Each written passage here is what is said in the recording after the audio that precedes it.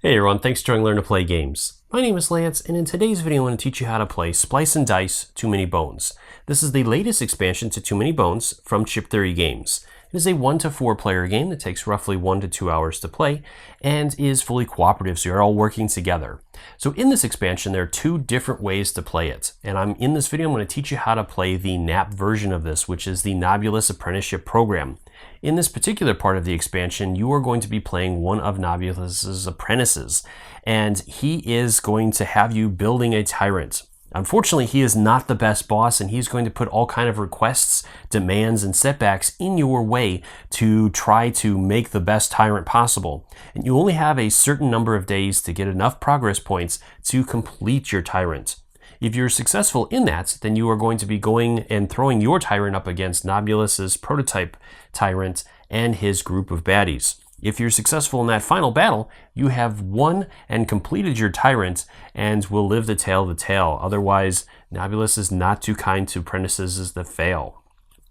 So in this video, I'm going to teach you how to play this particular part of the expansion, starting with components, setup, player turns, and the final battle and endgame conditions.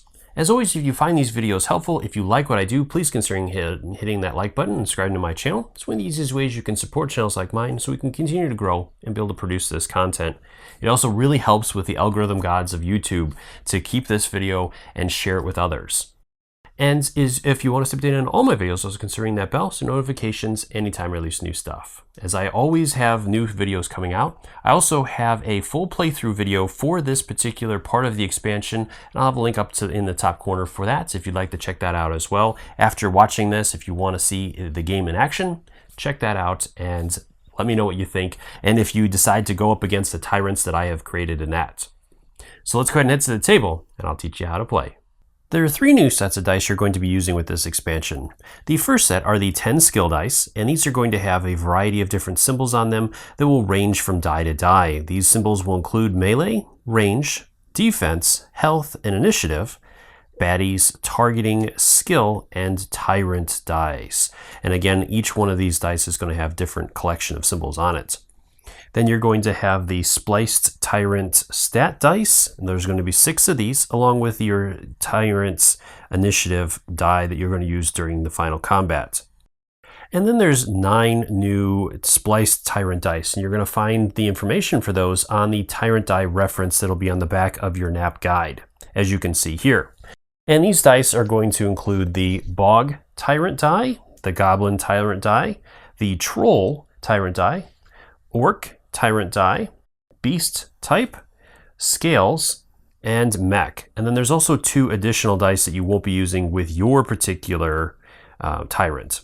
These are the break tyrant die and the Carlson tyrant die. Now, Splice and Dice is not a standalone game. You are going to need components from one of the other core sets. So either Too Many Bones or Too Many Bones Undertow. From those, you're going to need the battle mat from that set, whichever one you choose. You'll need some dice. You'll need the offense and defensive dice, your status effect dice, the 4 initiative dice, and round tracker, the 4 different colored tokens, 2 20s that are randomly selected, so you won't know what they are, but shuffle them up and deal out 2 of those. You'll need 15 5-point chips and 15 1-point chips. Again, randomize those from your selection. Now, one important thing to point out, with Undertow, it only comes with 12 5-point tokens. So you can either use all of them that are included with Splice and Dice, or you can add some additional tokens from 40 Days of Daelore if you have that to make your 15 to stay inside with this. Now, I will go over this more during setup so you understand what I'm talking about a little bit more. And you're also going to need some health tokens. There are 2 new decks of cards you're going to be working with throughout the game as well. The first are the apprentice cards, and each player is going to be playing as one of the apprentices. Each one of these cards on the front side will list the name of that apprentice and a describing word about that apprentice, and then some flavor text to give you a basic idea of who they are. On the other side is going to be the name and again describing word and then their ability. And each apprentice is going to have a different ability on them. Some are going to be passive abilities and others will have an action where you'll have to spend an action to carry out the ability on the card. And again, each one of these is going to be different. The other deck of cards are the knob cards, and this deck is going to be comprised of 3 different types of cards. The first are opportunity cards, which will have the tree symbol on the bottom of each card. And on the other side of these cards, you'll have the tree symbol on the top to denote what these are again, along with the card's name, if there are any requirements that must be met for that card, some flavor text, and the ability you'll gain once any requirements are met. Now, some of the cards will not have any requirements, which means as soon as this card is revealed, you'll get to flip it over and start using its ability, which this particular one is an action, and then in order to do it, you'll have to spend an action, and you can carry out that ability. And some of these will be a single use only per day, and others will allow you to use them over and over again. Other cards are going to have a requirement that is denoted with this symbol here. And for example, this one, we must have a set of 3 setbacks in play in order to accomplish this. Once we do, we can flip it to the other side and start using its ability. Others will require you to place dice or baddies on the card itself. For example, with this one, you have to place 2 research lab dice on this card. Once you do, you can flip it over and start using its ability. The second type of card you're going to find in the knob deck are the setback cards, and these are going to have a red skull on the back of the card. And on the front of the card, you'll have the red skull on the top to identify it, along with the card's name, and then you'll have an exclamation point, and this is a mandatory game effect that will come into play as soon as this card is revealed. For example, with this one, during this workday, opportunities drawn today are immediately discarded, and then you're going to redraw. Then you'll have some flavor text, and then a red X, which is going to denote how you must fulfill this card in order to end its effect. So with this one, I have to fulfill 2 tasks in the same day. If I can accomplish that, then this card is going to be canceled and its effects will no longer take place. And there's going to be a whole collection of these that'll have all kinds of different effects. Some will affect it during the workday, some will be before splicing, some will have instant effects, and then also have workday effects. So each card is going to work a little bit differently. And the final type of card you're going to find in Knob's deck are the task cards, and these will have the blue paper symbol on them. On their backside, they're going to have a request that is always going to start face up, and this is going to provide you with different parameters that you must meet in order to complete this card. For example, this one I have to place 3 baddies with different health stats on them on this card. If I am able to do that, then I'll receive the reward that is listed on the card. If I cannot complete this within the workday, then the card is going to be turned to its demand side instead. This is going to provide a harder set of requirements for me to meet during the next workday. If I'm able to meet that, then again, I will receive the reward listed. If I'm not able to complete that, then it's going to be turned at the end of that day to its punishment side, which is going to take effect for the following workday. And these is going to list all kinds of negative effects that are going to apply. At the end of that workday, then this card will be discarded and this slot will be opened up again. You are not allowed to complete any requirements when a punishment is in effect. So when a punishment is in effect, it will just be something that is going to have to be dealt with, and there's no way to complete the card at that point. From here, we're ready to move into setup. So first off, we're going to set up the baddie stacks. And for this, again, like I said before, you are going to need one of the core sets, whether it is the original Too Many Bones or Undertow. From there, you're going to go ahead and take the 1.5 point and 20 point baddies, and you're going to need 2 20 point baddies. You'll need 15 5 point baddies and 15 1 point baddies. Now, one note with this is Undertow does not come with 15 baddies for the 5 point baddies. So you're going to have to combine that with the either the 40 Days of Daelore expansion, or you will have to substitute other things. Now, there are 8 5 point baddies that do come with the Splice and Dice, so you could technically use those with the other ones, but it doesn't, according to the rules, you're only taking 5 out of here. So it depends on what you want to do with that, but it will work. Once you have your selection, then you're ready to move over to the Splice and Dice stuff. So with that, for the 20 point baddies, you're going to go ahead and mix these up and choose 3 of them at random that you want to include. So we'll go take that one, and this one. The rest of these can be returned to the case, as you won't be using them for this game. And then these will be mixed up with the 2 that you have from whatever other core set you've chosen to use. So this will be your 20 point baddie stack for this game. From there, you're going to do the 5 point baddie. So again, you'll go ahead and mix these up, and you'll take out 3 of them in order to make this work. So I'm going to go ahead and take this one and this one. Oop. and then these will be set off to the side, and then you'll go ahead and mix these up with the 5-point baddies, and you'll do the same thing with the 1-point baddies. And you'll go ahead and take 5 out of the stack and include those with the 1 point, and then from there we're ready to move on to the next step. Next, let's take a look at the lab mat, how to set it up, and the breakdown of the mat itself. So first, let's go ahead and cover setup. So for setup, in the middle here, you can place the spliced Tyrant token in there, and that's just for aesthetics. Next, we have the progress track. So you're going to take one of your potion pegs and place it in the 0 slot. And these are a little hard to see here. So as you can see in this image, this is going to be numbered 0 to 5, and this is your progress points. In order to gain a progress point, you must have a successful splice in one of your different tank collections. And I'll go over this more during that step, but I'll also explain it a little bit here. Then the final part of this is your day tracker. This is going to track the days that you're going to be playing and your tank limit per day, which is the number of baddies you can have or number of points of baddies you can have in all the tanks combined. So day 1, you're going to only be able to have 4 points. So the most you could have in here is the 4 1-point baddies. In day 2, it's going to jump up to 8 points. And so you could have 1 5-point and 3 1-points in there potentially. And each day it's going to go up by 4 points. You have 7 days to complete the game. 5 to 6 of those days must be used to build up your Tyrant, and then the final day or the 6th day will be used to fight the Tyrant. So you're also going to place a peg there. And again, I'll go into more detail about this later. From here, let's take a look at the mat itself. So you have 4 different tanks. They're all going to be numbered from 1, 2, 3, and 4. And then in between each one of these is going to be a spot for you to place a lab die in there. When you place one in there, it'll just be locked in there, and then it's going to be compared at the end of the day between the different baddies that are in these 2 tanks. So, for example, if we just take a quick look here, with these, with this health one, we would total up the health between the 2 baddies. So right now we'd have 7 points of health. If that is greater than our current health on our Tyrant, then we will gain 1 health point. If not, then it is an unsuccessful splice, and we will lose a health point on our Tyrant. And again, like I said, I will go over more of this a little bit later, but I just want to give you a basic idea how this works. The other mat we need to set up is the Tyrant mat. In order to do this, you're going to draw 2 1-point baddies and 2 5-point baddies from those stacks we just created.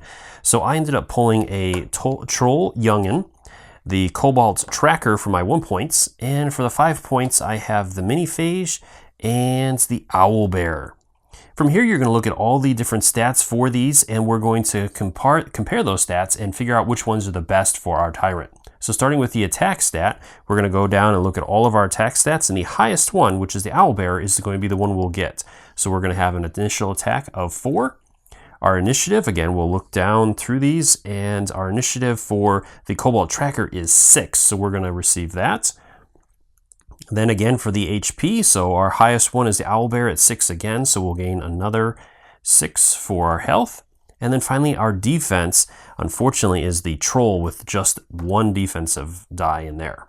Finally, we're going to look at the symbols for each one of our guys and mark those down at the bottom. So our Owlbear and Miniphage is for the beasts. We have the Cobalt Tracker for scales and the Troll for the trolls. From there, then we can put these different guys off to the side in a stack, as this is going to be the stack of baddie HQs that we're going to be facing during the final battle. And then the last couple things we have to place our potion pegs in are our different sections here. So for the baddies, we'll place it on the top of that track. For our combat, we're going to place it on the far left side in the melee combat. And then finally for our targeting, we'll have to place it on the far left side as well for that track. We will not be using this track for the nap section. This will be used in the other section, so I'll explain that during that point. Other than that, let's look at a breakdown of our Tyrants. We can also plug in our Tyrant token in there at the top here, and going off to the side here, we have 3 slots for Tyrant dice if we unlock any throughout the game. Then we have our baddie section, so if we can unlock any of these, and we'll bring in 5-point baddies with us in the final battle. We have our health, initiative, and attack slots. Then we also have our close combat or ranged attack. So if we can get this all the way over the other side, then we're going to be able to make ranged attacks instead. Underneath that is our targeting priority. So we'll start off by targeting the strongest enemy, but if we can move this gauge up, we can target the weakest or multiple enemies or even 3 enemies if we can get it all the way over. Then we have our defense and then slots for our skills. As we get baddies in there, we'll be able to take advantage of the skills in those. The 1 slot can hold 1-point baddies. The 2 slot can hold 1 and 5-point baddies, and the 3 slot can hold 1, 5, and 20-point baddies. So only 1 20-point baddie can be in any of the slots. 2 of the slots can hold 5 points, and all 3 can hold 1-point baddies. And I'll go over that more a little bit later. Underneath that are the different Tyrant sections. So we can only get Tyrant dice in these sections that we have the potions in. So right now it would be just the Troll, Beast, and the Scale section. And then finally, our Tyrant is not allowed to move diagonally until after the 5th phase. Any extra stat dice can be just placed off to the side of his board, as you might use those throughout the game. And then you can also set, again, the 4 baddies that you have used to create your Tyrant off to the side, as you're going to use those in the final battle. You're also going to set off all the rest of the stuff for the final battle, which will include the battle mat, all of the extra dice for your different things for the battle, as well as your health points,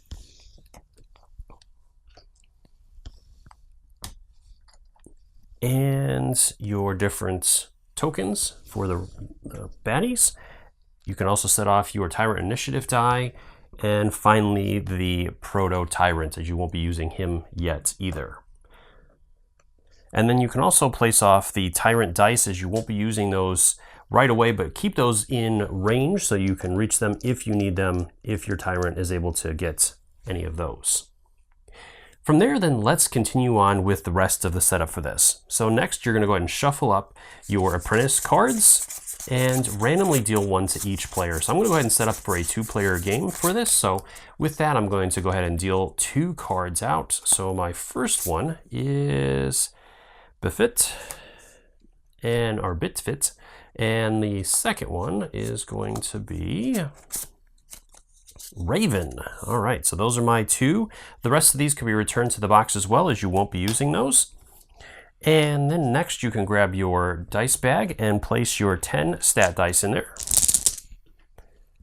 Go ahead and shake that up and randomly choose one of the players to give it to. So I'm going to go ahead and give it to Bitfit here. And then you can go ahead and shuffle up your knob deck. Make sure that's good and shuffled. And then you're going to have to choose the difficulty for the game that you would like to play. There are 2 different difficulties. The first one is the one I would recommend to start with, and that is your standard difficulty game. In that, you're going to grab 1 opportunity card out of the deck, 1 task card, and 1 setback.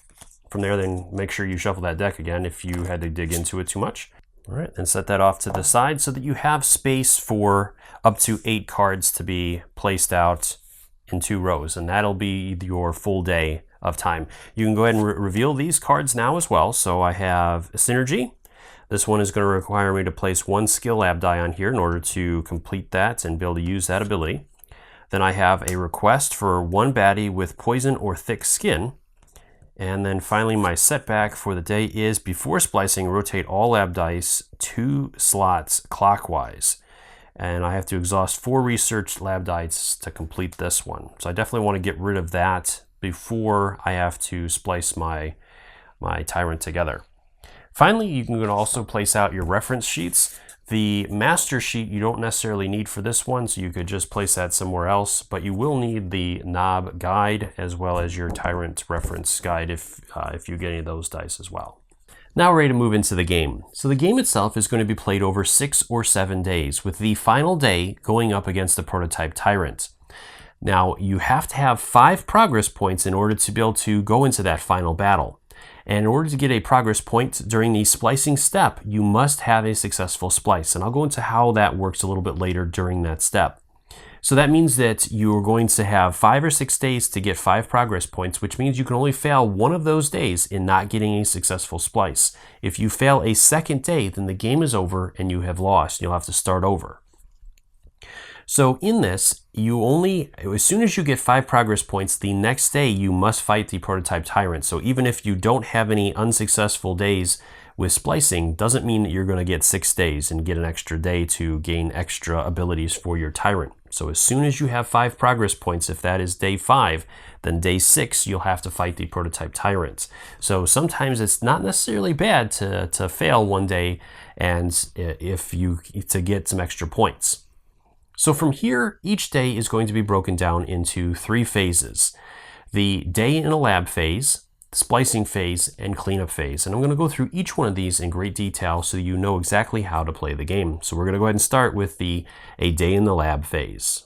The first step in this phase is to move your potion peg up 1 space on the day track. Now, if this is the first day, you will not do this step.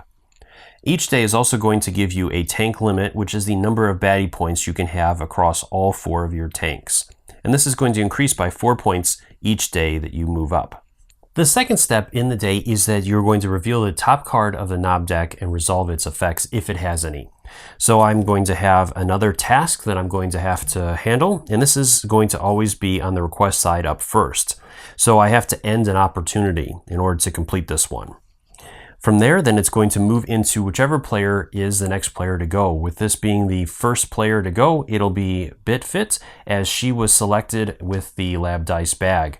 After that, it's going to bounce from player to player. So after her, it'll be Raven, and then it'll go back, going back and forth until the end of the day, which is once you have 8 cards in your section. From here, then, during Fitbit's turn or during each player's turn, they're going to get 2 actions to spend from a selection of different actions. And I'm going to take you through each one of these. There's a set number of actions that are outlined on the NAP guide. Then you can also have actions on your particular apprentice, which she does not, but Raven does. So that is another choice. And then again, some of the different opportunities will also provide you with different actions you can spend. So again, I'm going to take you through each one of these in more detail so you know exactly how to do this. The first option as an action you can perform is Research Lab Dice. In order to do this, you're going to randomly draw a lab die from the bag, roll it, and place it in the research area. You can do this up to 3 times as one action. So let's look at an example of this. Let's go ahead and say that Bitfit decides to do that as her first action. So she's going to take a lab die from the bag, roll it, and then place it in the research area. And I'm going to go ahead and do this 3 times as part of that action. All right, so from here, then these are going to be researched lab dice at this point, and that is the completion of her first action. Another option as an action you can perform is to research baddies. In order to do this, you're going to choose one of the baddies from the top of an active stack. If there are no baddies in that stack, you cannot choose that. From there, you're going to reveal that baddie and place it in the researched area. You again can choose any baddie from any of these stacks that have active baddies.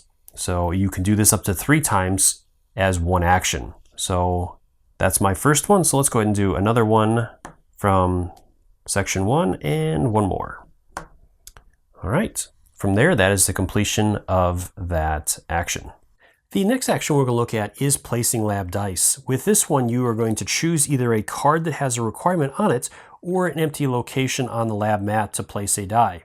Once you've made your selection, then you can choose to place a lab die from your research lab section, or if you have a lab die on a card that allows you to store it on there, you could choose that, or you can do a blind draw from the bag. Now, important thing to point out with the blind draw is if you are not able to place a die, for example, with this card here, it says that we have to place 1 skill lab die, which means that it has to be a lab die with the skill face up.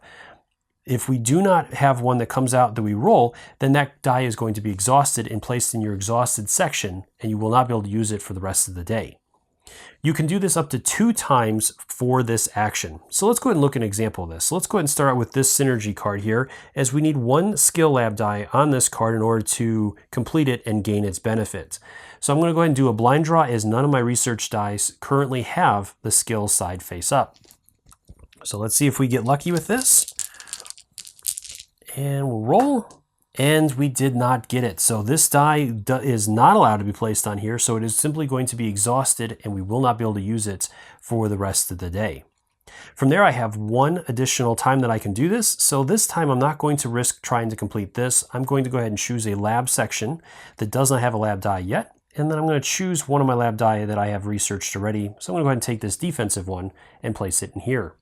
At this point, I've done the maximum amount that I'm allotted for this action, so my action is over, and I'll have to move on to the next one. Now, the other type of action, or the last type of action you can choose from for these basic type of actions, is to place a baddie.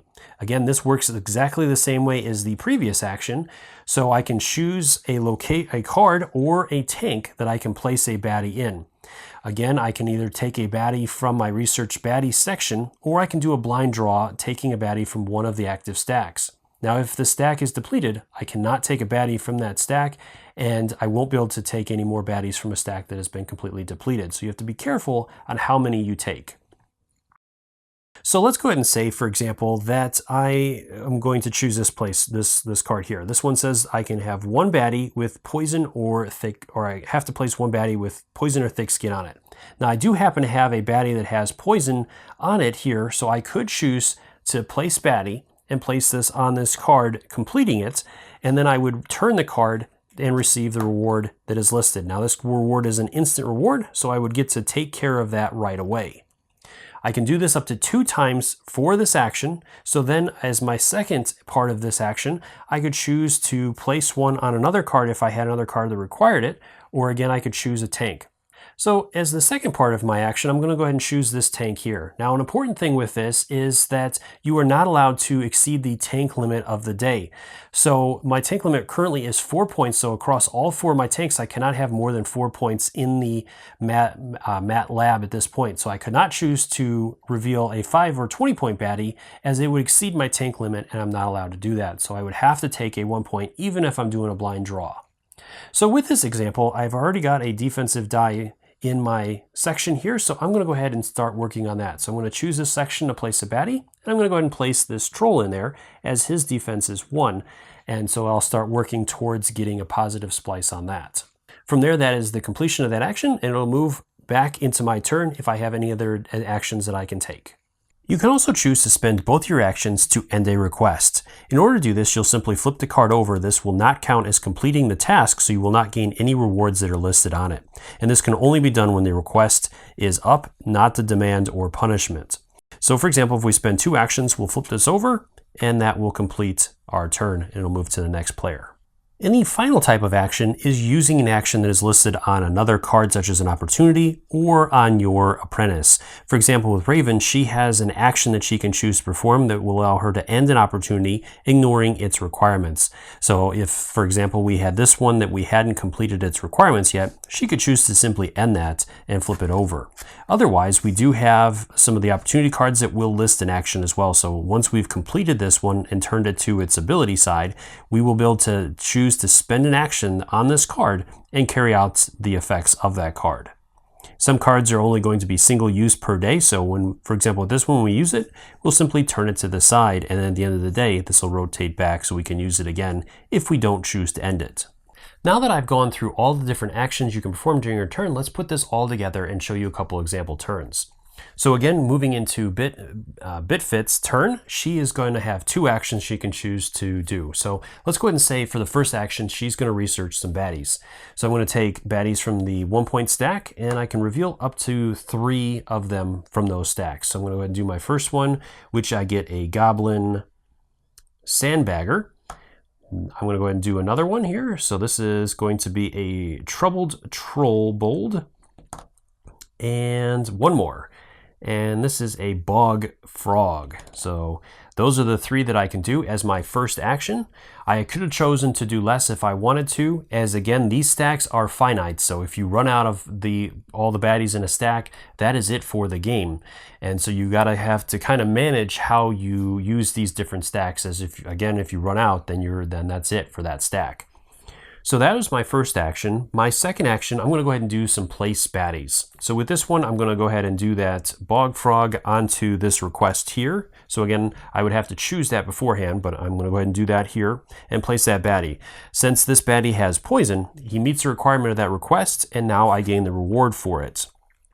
So I'm going to go ahead and turn it to its reward side, and it says, look at the top 3 cards of the knob deck and cycle any you wish to the bottom of that deck. So I'm going to look at the top 3 cards, And I have 2 setbacks, so I'm definitely going to cycle those to the bottom of the deck right away. And then this opportunity, I'm going to take a look at it. It's rebranding. Okay, that's pretty nice. And there's no requirements on it, so I'm going to get to flip it over instantly and potentially use it if I wanted to. All right, that is that. So then we'll just go ahead and flip this over as a completed action. So we'll just place that there. And then from there, I have one more placement. So I'm going to go ahead and choose Lab Tank 1, and I will place... I'm going to go ahead and place this guy in there. All right, those are my 2 actions. So from there, it's going to move to the next player in clockwise order, which is going to be Raven to take her turn. So the first step in her turn is to reveal the next card on the deck. So we have the rebranding, which again is going to be flipped because there's no requirement on it, right to its action side, so we can benefit from this right away. This action lets me turn a task to its punishment. So if I just want to be done with it and over, I can go ahead and do that. For example, I could choose to do that with this particular one. As there is no punishment listed, I won't have any ill effects, and then this one would be discarded at the end of the round, or this day. So from here, then it's going to move into her turn, where she gets to perform her 2 actions. So with her, let's go ahead and research some lab dice. So I'm going to take the lab dice bag and draw dice from it. So I'm going to go ahead and start off. I got a skill. I'm going to go ahead and do this again. Defense, and one last time. I can do it up to 3 times as 1 action, and an attack. All right, so that will complete that action. And then the second action, I'm going to go ahead and do some placement. So first off, I'm going to choose this, as I do have a skill die. I'm going to place that there, which is going to complete that for me. So this one lets me change 1 research lab die, and this is an action, to the side of my choice, and I get to place it. So that's really handy if I get a good lab die that's out and I want the different side of it. So I can do this up to 2 times. So that was my first. So my second, I'm going to go ahead and choose this empty lab slot here, and I'm going to go ahead and place this defense in there. So now I need to get another baddie in there with the defense so that I can get a successful splice. From there, that is going to end her turn, so then it's going to move back to the next player in clockwise order unless there are 8 cards in the section. If there is, then that will end the day and you'll move on to the next step. Now there's one other important thing that I want to point out with the opportunity cards. Once you've met the requirements of an opportunity card, such as rebranding that it didn't have any requirements, and you flip it over to its benefit side, you can choose to end that at any point during the day if you want to, or there will also be an opportunity during the cleanup step that you can choose to end an opportunity. So for example, and this does not cost an action, so during Raven's turn when she drew that rebranding card, if she didn't want to keep that one, as there is a request to end an opportunity, she could end that immediately and then take care of that opportunity. So let's go ahead and say, for example, that she chose to do that. So again, we'll flip this over to signify that it is ended, and that will trigger this effect, which it required us to end an opportunity. With that one, we would instantly gain the benefit of the reward, which you may end a setback, which is really handy, as we have this nasty setback here, the day drinking one, and I'm going to go ahead and end that immediately as well, and flip that over to its completed side. And then again from there, then it would go ahead and go into her turn if she hadn't taken it yet. And again, you can end it at any point during your turn. So even after completing her 2 actions, she could have chose to do it at that point, and she could have even used the ability on that card beforehand and then chose to end it. And so that's just, I wanted to cover that real quick before we move on to the next step. Now that we have 8 knob cards in our active area, we're ready to move into the end of the day. This is going to consist of 2 phases, the splicing phase and the cleanup phase. So with the splicing phase, first off, before moving into that, we have to resolve any before splicing effects. Now, if you remember with our setback card here, this one did have a before splicing effect that we would have resolved at this point if this card had still been active or face up. There aren't any other cards that will apply any effects, so then we're ready to move into the splicing step of this. So during this step, we're going to resolve each one of the splicing dice that is adjacent to 2 tanks. So for example, we'll start in clockwise order, so tanks 1 and 2 have a die between them, so we're going to resolve the effects of that. Now, both tanks do not have to have a baddie in them for a splice to take place. But for example, and there's 3 different types of splicing results we're going to have. The first are for your stats. So this is going to apply for defense, your health, initiative, and attack. When a die matches one of those types, you are going to look at the 2 baddies that are in tanks next to it in line.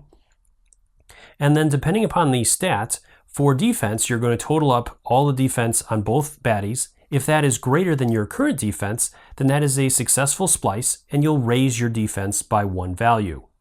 If it is not higher, so if we would have only had a situation like this where we had just the 1 baddie with 1 defense, then if it is equal to or less than your current stat, then it is an unsuccessful splice and you'll lose 1 point in that stat. So instead of us having 1 shield, we would have no shields then at that point. But it was successful, so we're going to gain 1 there. And this is going to work the same way with your attack stat and your health stat. Now with initiative, you are going to look at both baddies, and if 1 baddie has a higher initiative than yours, then that is a successful splice. Now the other important thing with this is that it is also going to be true if you have a stat that's maxed out. So if our initiative is at 6, if we had a baddie in here that was initiative 6 and our die was the initiative, then that would still be considered a successful splice, even though we cannot gain any more initiative as we're at our max. The next type of skill, or next type of splice that we're going to potentially have, are the tracks. So we'll have our baddie track, our melee range track, and our targeting track. With any of these, if it's successful, you'll move the track or the marker up 1 space on that track towards the right side of the track or down with the baddies. In order to be a successful splice with this, it has to be qualified for that. So with this one, I'd have to have a baddie with 1 of the baddie symbols on it, or if it was in that position, then I'd have to have 2 baddie symbols on one of the 2 baddies that were adjacent to that. So let's continue on with the examples. So we've already had a successful splice here for this. So we've had a successful splice for the day, which means that we are going to gain a progress point, but I'll cover that after this. So next we're going to compare these 2 baddies here with this one here, which is a skill. So for this, we're going to look at the baddies that we have in our skills section currently. And as long as we have a baddie that does not have the same skills as one that we already have, then we're successful with this, and we'll get to add one of these 2 baddies to our section that'll give us a new skill. So let's go ahead and say for that I'll choose this one. Now I'll resolve this afterwards because we still have other splices to handle. But now if we were unsuccessful, if both of these baddies matched a baddie we had in here already, then that was an unsuccessful splice and we would have to remove one of the baddies from our skills section in that situation. You would get to choose if you have multiples in there. So then going down to this one, we only have 1 baddie in one of the tanks that are adjacent to this die, so we're just going to resolve it for this particular baddie, which this baddie does have range, and it is a range thing, so we will move up 1 space on our range marker then. From there, then we'll handle that skill. So do I want mischief or weaken? I think I'll take weaken, so I'm going to go ahead and slot him into my first space. Now again, with these skills, you can only have 1 point baddies in the first spot on the skills track. In the second spot, you can have a 1 and a 5 point, 1 or 5 point baddie. And in the third slot, you can have a 1, a 5, or the 20. So the third spot is the only one that'll hold a 20 point baddie. Finally, with this one here, we do not have a die in between there, so there is nothing to resolve. Now we did have at least 1 successful splice, so we will gain a progress point for the day. Now, if all of our splices were unsuccessful, then we would not have gained a progress point. The one other thing I want to point out is with the spliced Tyrant dice, if you are unsuccessful with one that shows up here and you have other ones that you've already gained, you will lose one of those. Otherwise, if you're successful, and you're only going to be successful by looking at the 2 baddies that are adjacent to it, if one or both of those baddies match the baddies that you have pegs in, then, and you don't have a Tyrant die for that baddie already, then you can choose to add that Tyrant die, splice die to your area. So for example, if we had one here, and this baddie was here, we get to choose the troll or the scales ones, as we have pegs in both of those. But if we only had one, say like we had this, where we only had the troll one, that is the only one we could add, and since we don't have that yet, we could add that die in there. Once you're done with that, then you're ready to move on to the cleanup step. And the final phase is the cleanup phase, and this phase has 6 steps that are going to be done in order. First, you can choose to end any fulfilled opportunities that you have that you want to. So for example, if we didn't want this anymore, we could choose to complete or to end that at this point. Now you can only do that with ones that you have completed. So if this one was turned around where we still had the requirements, we could not choose to end that one at this point. It only can be ones that we've met. For example, with this one here, since I'm still working on this one, I could not choose to end this one at this point. From there, then we're going to move into the next step, which is ending punishments and rewards. So if we had any punishments that were up at this point, we can end those, and we can also end any of the rewards. So with these, I could have chosen to keep these face up with their reward side up to signify that as well. Whichever works best for you is what I would recommend. I like to flip them over just so that I keep track of that, but if you want to keep them face up, and you'll end them at the end during this phase anyways. So these can be removed, and this one as well, and any tokens or any baddies or skill dice you have can be exhausted at this point. These can be discarded to their discard stacks, and the other ones the lab dice will be placed off to the side for now. These will be placed in a discarded section off to the side. From there, then the next step is that we're going to turn all demands to punishments and all requests to demands. So right now we have 2 requests, so those will both be flipped over to demands. But let's go ahead and say that this one was already at a demand at the beginning of this turn. So then at this point, we would flip this to its punishment side, and then this will be resolved during the next workday, or whatever the effects specifically say. From there, then you're going to discard all ended cards. So any cards that have been ended at this point, we'll go ahead and discard. So we have this one here, and we also have this one here. So both of those will be discarded to the discard as well. And I like to just rearrange things so that everything is organized. So I'll move those up, and I'll have my section down here for my new cards. From there, step 5 is going to have you discarding any of the baddies that you have in your researched area, in the lab tanks, or on any cards that you have completed previously. So I already discarded that one, and then we can discard the 2 that are in here. Now, if you have cards that require baddies or dice that have not been completed yet, for example with this one, you would not discard anything on that card. So these are both 1-point baddies, and then from there, then we'll move into step 6, which is going to have you do the same thing with the lab dice. Any lab dice you have in the lab that are exhausted or in your researched lab area are going to be returned to the bag. And this one has been completed as well, so this one we could place in our exhausted area, which would then be returned to the bag as well. Now this one here is still being used in this section, so this one will stay on here until this is completed or discarded.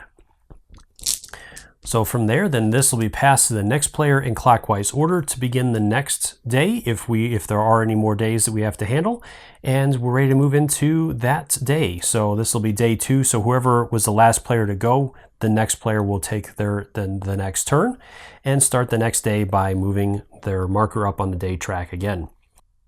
All right, so at this point I've went ahead and completed my Tyrants, and I've gotten my 5 progress points, so I'm ready to move into the final battle against the Proto-Tyrants. Now, in order to do this, first off, I went ahead and resolved the cleanup phase and all that already, and I did leave my cards out so you can see how this works. So at this point, you're not going to need any more of this stuff. So you can discard your intern cards and place those off to the side, and any of the cards you have out at this point are also going to be discarded and removed from the game, as you will not need any more of this for your final battle. So I'll just go ahead and remove the rest of these and place this all off to the side. You're also going to go ahead and remove your Tyrant or the lab mats, as you're not going to need that anymore as well. You can flip over your guide at this point to your Tyrant reference, and the rest of this, if you have any extra dice, you can place those off to the side, and you can bring him down into your area. At this point, you also want to leave any of the stacks you still have remaining active tokens in. So if you didn't go through all of your different tokens, as you might need those for this final battle. Then you can bring the rest of this stuff over for this final battle. With the lab bag, you can also remove all of the skill dice from it, as you won't need those for the rest of the game. You can place those off to the side. And at this point, you're going to add any of the spliced dice that you did not gain for your Tyrant into the bag, as you're going to have to do a blind draw for the Proto Tyrant. You can bring your mat over, and whichever mat you've chosen to use. This is going to be the one from the original Too Many Bones, but you can also use the one from Undertow. If you do, you're going to use the land side of that mat. And then you can place the round tracker and all that in as normal. So go ahead and push that in at round 1. You can also place your Tyrant die, yes, the Tyrant initiative die based on whatever your initiative is. So mine is 5, so I'll go ahead and place that there. And then you can bring over the baddie stack that you had from your initial splicing, as well as the Proto Tyrant. So he'll be on the bottom of that stack, and then you'll flip it over. The 5-point baddies will be on top, the 1-point baddies will be underneath that, and then you can go ahead and bring them out as normal. So I'm going to go ahead and take care of that off camera, and then we'll be back to continue with the rest of this. Alright, so now I've got my 4 baddies deployed. My Proto Tyrant is going to be in the baddie reserve still, as you can only ever have 4 enemies out. So then I'm going to go ahead and take my Tyrant token and place that out with all of my different things. So again, I already have my initiative set at 5. My health is 8, so I'm going to go ahead and grab that. Place that underneath my Tyrant. Now my Tyrant is still a melee Tyrant, as I was not able to get him all the way over to the range, so I'm going to have to place him out in one of the melee sections. So I'm going to go ahead and I think I'm going to go ahead and place him here. Okay, now he does come with a baddie, as I did have the 1 baddie unlocked, so I'm going to get a 5-point baddie from my active stack. So you'll take it from the top of the active stack if you have one. If not, you'll have to shuffle up your discarded 5-point baddies and then select one from there. All right, so I have a goblin here, so he is going to have 6 health. Ooh, he's got a good amount of health here. And he is going in now with the baddies that you add from this particular stack, again, because this game isn't necessarily designed for them, they will not have their own initiative die. They will go either before or after your Tyrant goes. So with him, he is a ranged baddie. Wow, that's nice. So I'm gonna put him back here. And then he also has signal 3, so that'll trigger when his turn goes, and this is going to last for 3 rounds, where he's going to bring in a 1-point baddie. So you might end up with a whole little team of baddies working for you as well. And again, each of those that is going to be working with you will again go either before or after your Tyrant goes in the initiative order.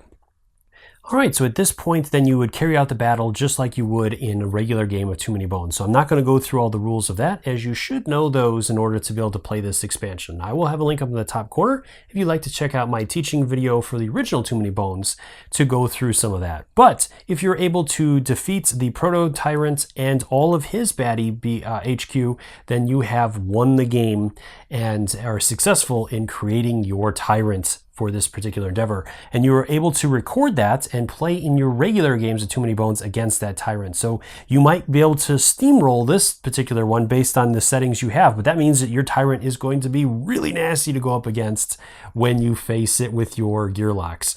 So I hope you found this video helpful. As always, if you have any questions or comments, please leave those in the comments section below and I'll do my best to answer them.